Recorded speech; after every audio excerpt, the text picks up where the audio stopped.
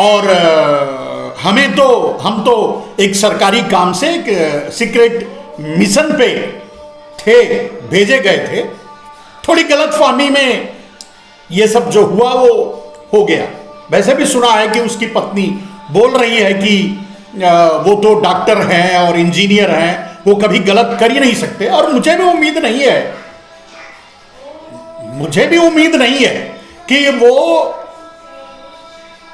गलत है। ये मेरी अपनी ओपिनियन है, ऐसा नहीं है कि मैं उनको दोषी कह रहा हूं या क्लीन चिट दे रहा हूं, क्योंकि भाई है ना, ये कभी गलत कर ही नहीं सकते।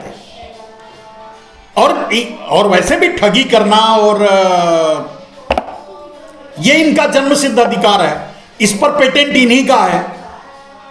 जैसे कि माफियागिरी या क्या कहते हैं, मतलब गोली बंदूक और इन सब से जैसे यूपी बिहार वालों ने पेटेंट लगा रखा है, वैसे अगर कोई इस तरह की ठगी माने किरण भाई पटेल की तरह कोई अगर करता है तो वो डेफिनेटली भाई ही होगा, कोई और नहीं हो सकता, ये गारंटी है। और ये भी गारंटी है, मेरी जो सोच है उसके अनुसार, कि ये भी गारंटी है कि वो किसी न किसी मिशन पर होंगे, डेफिनेटली किसी न किसी। अभी मैंने कहा कि गृह मंत्रालय अगर इसमें इन्वॉल्व है, पीएमओ का डायरेक्ट नाम ही लेकर के वो कार्य कर रहे थे, घूम रहे थे, ऐश कर रहे थे, होटलों में ठहर रहे थे, जेट प्लस सिक्योरिटी आगे पीछे लेकर घूम रहे थे, ट्वीट कर रहे थे, तो क्या ये कोई पढ़ नहीं रहा था, कोई देख नहीं रहा था? तो ये डेफिनेटली कोई पेगासस जैसी सीक्रेट मिशन पे अगर नरेंद्र भाई मोदी ने उनको लगाया होगा तो हो सकता है। और वैसे भी अब चुनाव नजदीक है, 2024 का चुनाव आने वाला है। और जिस तरह से 2019 के 3 महीने पहले पुलवामा की घटना हुई,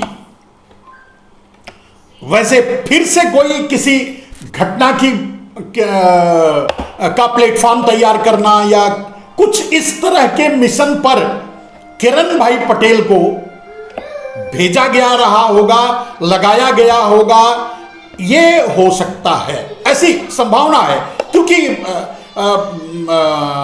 मतलब गृह मंत्रालय यानी अमित भाई शाह पे शक करना, उनके डिग्निटी पे और उनके कार्य पे शक, सवाल ही नहीं उठता।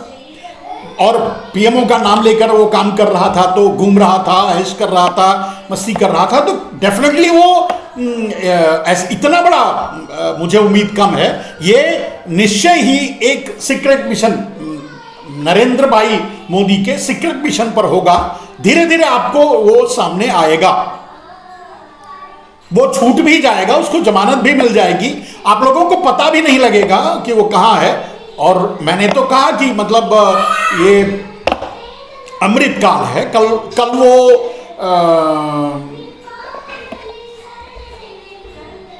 कहीं का सांसद हो जाए, किसी नवसारी से या कहीं से चुनाव भी लड़े, सांसद भी हो जाए, मंत्री भी हो जाए। और मैं समझता हूं कि अगर भारतीय जनता पार्टी को इससे बेहतरीन, किरण भाई पटेल से बेहतरीन प्राइम मिनिस्टर कैंडिडेट, मतलब प्रधानमंत्री का दावेदार कोई और नहीं हो सकता, तो भारतीय जनता पार्टी और आरएसएस को मिलकर विचार करना चाहिए कि किरण भाई पटेल को 2024 के चुनाव के लिए घोषित कर देना चाहिए नाम और उसको चुनाव लड़वाना चाहिए। ये अब उनके सोच की बात है, उनके समझ की बात है, वो करेंगे नहीं करेंगे ये उनके ऊपर है। लेकिन मुझे नहीं लगता कि, और आपको भी लग रहा होगा, पूरा देश ये समझ रहा है कि किरण भाई पटेल अब इतना बड़ा कोई ऐसा नहीं हो सकता कि जो गृह मंत्रालय को ठग दे, प्रधानमंत्री कार्यालय को ठग दे, पूरी सरकार को ही गलतफहमी में डाल दे, जेट प्लस सिक्योरिटी लेके घूमे। ये 70 साल में पहली बार हो रहा है। वैसे भी मोदी है तो मुमकिन है, तो मोदी के मुमकिन समय में, अमृत काल के समय में इस तरह के ही चमत्कार आपको देखने को मिलेंगे और मिल रहे हैं। तो ऐसे चमत्कार एक आध नहीं है, ऐसे बहुत से आपको देखने को मिलेंगे। मुझे तो नहीं याद आता कि इस तरह का चमत्कार कोई और 70 सालों में हुआ होगा, इतना इस तरह का चमत्कार। तो ये डेफिनेटली किसी मिशन पर था। और मोदी जी के तो बहुत से ऐसे मिशन हैं जो काफी सीक्रेट्स होते हैं। अब जम्मू कश्मीर की पुलिस गलतफहमी में उसे गिरफ्तार कर लिया है, उस पर आरोप लगा दिया है, वो दबा दिया जाएगा। आप देख रहे हैं मतलब भाइयों का कितना ख्याल रखते हैं नरेंद्र मोदी जी। एक दो बात और, आप अडानी मतलब गौतम भाई अडानी को देख ही रहे हैं। गौतम भाई अडानी में और किरण भाई पटेल में कोई ज्यादा फर्क नहीं है। गौतम भाई अडानी और किरण भाई पटेल, इनमें कोई फर्क नहीं है। गौतम भाई अडानी पूरे देश के इंस्टीट्यूशन को धोखा दे के नहीं, मिलजुल करके, तो जो आज हैं, जो कर रहे हैं, जो सामने आया है कि मतलब जो फ्रॉड, जो कुछ भी कॉन्स्पिरेसी सामने आई है, यानी गौतम भाई अडानी कांड कह सकते हैं, तो वो भी अगर जो सामने आया है, ये सब तो एक क्या कहते हैं, स्वरचित है। और उसके लिए भी आपने देखा कि गौतम भाई अडानी ने आकर के प्रेस कॉन्फ्रेंस करके, यानी देश को भी सीधे संबोधित किया कि भाई हम अच्छे आदमी हैं और ये जो हम पर आरोप लगाए जा रहे हैं हिंडनबर्ग द्वारा, वो हमारे देश पर हमला है, देश की संप्रभुता पर हमला है। तो ये आप मान के चलिए। तो अब मैं ये कह रहा था आपको कि किरण भाई पटेल और गौतम भाई अडानी में बहुत ज्यादा अंतर नहीं है। जैसे अगर आप पुराने केसों को देखें तो हर्षद भाई मेहता, केतन भाई पारेख, या और थोड़ा सा आगे आएंगे तो मेहुल भाई चौकसी, नीरव भाई मोदी, ललित भाई मोदी, ऐसे आपको नाम मिलेंगे। तो ये कोई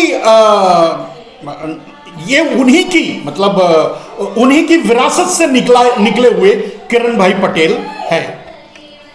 किरण भाई पटेल को अगर समझना है आपको, तो आपको केतन भाई पारेख, ललित भाई मोदी, नीरव भाई मोदी, मेहुल भाई चौकसी, गौतम भाई अडानी, इनको देख लीजिए, फिर आपको समझ में आ जाएगा कि किरण भाई पटेल, तो किरण भाई पटेल कोई हमारे लिए ऐसा कोई चकित करने वाली घटना हुई है। और इस पर मैंने देखा कि दूसरे कुछ पत्रकार जो राष्ट्रवादी हैं, वैसे मेन स्ट्रीम मीडिया में तो कोई बोलता नहीं, बोलने की हिम्मत नहीं है, वो उठाएंगे नहीं। आपने कहीं किरण भाई पटेल की स्टोरी कहीं किसी भी चैनल पे चलते नहीं देखा होगा। लेकिन किरण भाई पटेल